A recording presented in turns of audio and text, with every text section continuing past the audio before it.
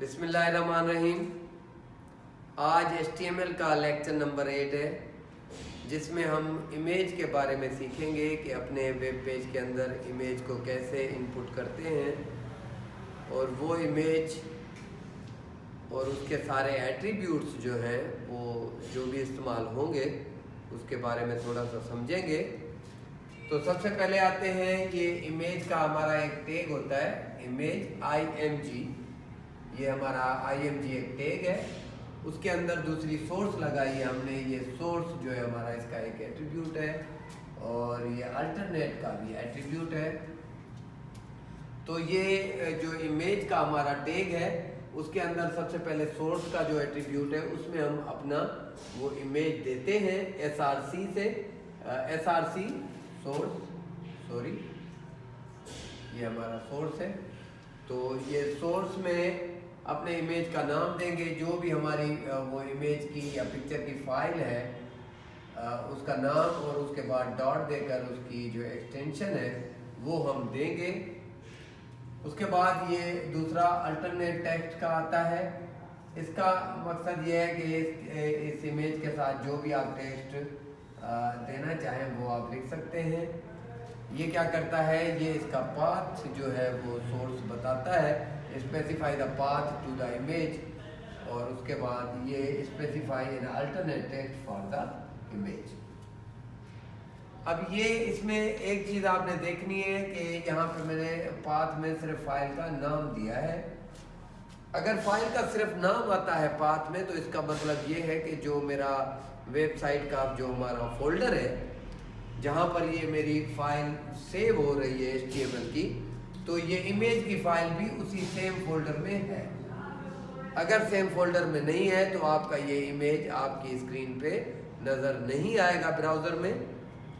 तो आप ये इमेज अगर दूसरे किसी फोल्डर में है तो उसका आप मुकम्मल पाथ देंगे।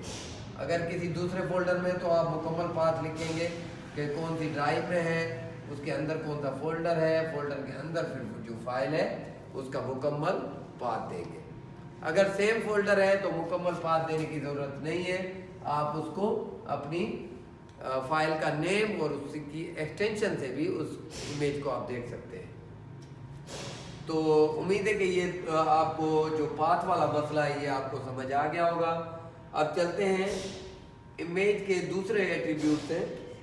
ये होता है हमारा विड्थ और हाइट का एट्रीब्यूट। तो मैंने इमेज के अंदर विड्थ और हाइट को जो है वो एट्रीब्यूट दिए हैं। 180 पिक्सल की जो है उसकी मैंने हाइट और विड्थ सेट कर दी है। अच्छा, जब भी आप इमेज लगाएं अपनी वेबसाइट के अंदर तो उसकी विड्थ और हाइट को लाजमी जो है उसके एट्रीब्यूट इस्तेमाल करें। इससे ये फ़ायदा होगा कि जैसे ही हम अपनी पेज को लोड करते हैं, अगर हमने विड्थ हाइट उसकी जो है वो मेंशन नहीं की हुई है तो ये फ्लिकर्स होता है। क्या होता है? Flickers. Always specify the width and height of an image if width height or not specified the web page might flickers। तो थोड़ा सा झिमक के वो चलेगा पेज जब लोड होगा। तो इस बात का ख्याल रखें, आप जब भी आप इमेज दें तो उसकी विड्थ और हाइट को लाजमी मेंशन कर दें जिस तरह वो फ्लिकर न हो। तो ये तो था थोड़ा सा इमेज के बारे में समझने का तरीका। अब इमेज देंगे कैसे वो भी मैं आपको अभी थोड़ा सा कोड लिख कर बता देता हूँ।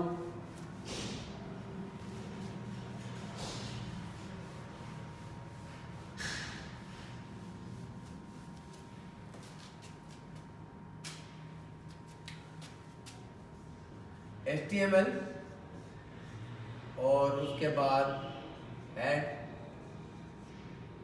के बाद टाइटल और यहाँ पर मैंने पिक्चर लिख दिया, और उसके बाद टाइटल को क्लोज करते हैं और हेड को भी यहाँ पे क्लोज करते हैं। यहाँ तक का कोड हमने लिख लिया। उसके बाद आते हैं बॉडी के बाद img इमेज src सोर्स और और सोर्स के बाद फाइल का नेम, अगर फोल्डर सेम है जहाँ पे हम ये फाइल सेव करेंगे HTML की, तो आप फाइल का नेम माय इमेज जो भी नाम है .gif, यहाँ पे PNG, GIF या JPG जो भी इमेज है वो आप देंगे। और उसके बाद विड्थ 200 एंड हाइट जो है वो भी मैंने। अब ये एक इमेज आ गया, इस तरह मैं दूसरा इमेज भी देता हूँ। अब दूसरे इमेज की सोर्स जो है वो मेरे पास उसी सेम फोल्डर में नहीं है, तो मैं लिखता हूँ D ड्राइव, एक मेरा फोल्डर है इमेजेस का, और उसमें फिर मेरी एक फाइल है mypic.jpg, ये मुकम्मल पाथ है। और उसके बाद विड्थ हाइट को भी मैं सेट कर देता हूँ, 200 इसको भी कर देता हूँ, और हाइट को भी 200। अब ये इमेज के बाद मैं बॉडी को क्लोज कर देता हूँ, और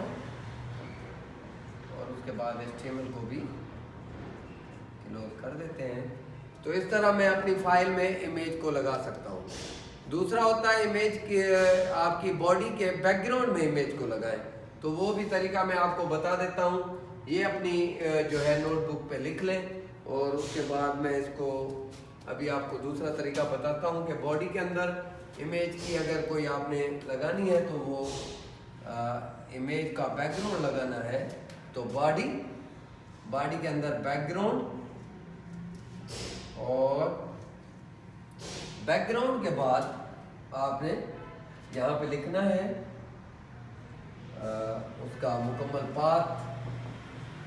फॉर एग्जाम्पल मैं कहता हूँ कि ये इसमें है इमेजेस में, और myBG.jpg ये मेरी फाइल है, और इसको मैंने क्लोज कर दिया। तो अब ये बॉडी के अंदर अगर ये एट्रीब्यूट बैकग्राउंड वाला मैं लगाता हूँ और इमेज का पाथ देता हूँ, तो ये वाला जो एट्रीब्यूट होगा, इससे हमारा मुकम्मल बॉडी के अंदर एक इमेज जो है वो शो होगा।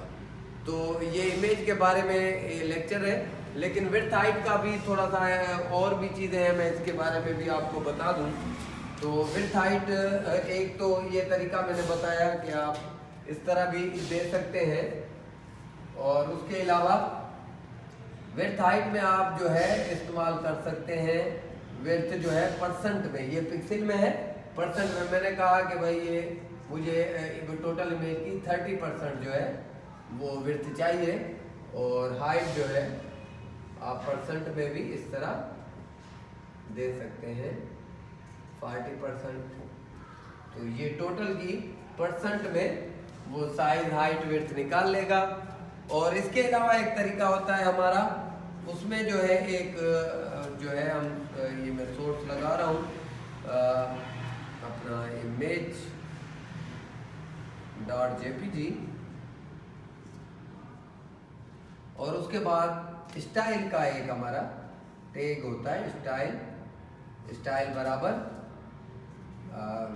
एट्रीब्यूट है हमारा विड्थ, और विड्थ के बाद इसको 200 पिक्स सेमीकोलन, यहाँ पे कॉलन देना है आपने, यहाँ पे सेमीकोलन, ये CSS स्टाइल है।